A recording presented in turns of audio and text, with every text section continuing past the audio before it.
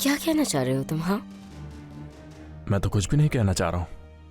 मैं तो बस तुमसे खुलकर बात कर रहा हूं नसरीन। देखो, तुम्हारे दिमाग में जो भी चल रहा है, ऐसा करने का सोचना भी नहीं, भूल जाओ। लगता है तुम्हारा दिमाग खराब हो गया है अली।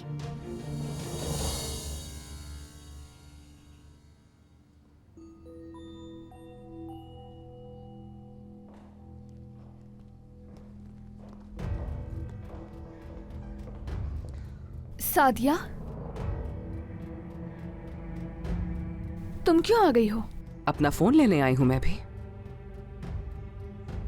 अगर तुम मुझसे कहती तो मैं ही ले आती ना।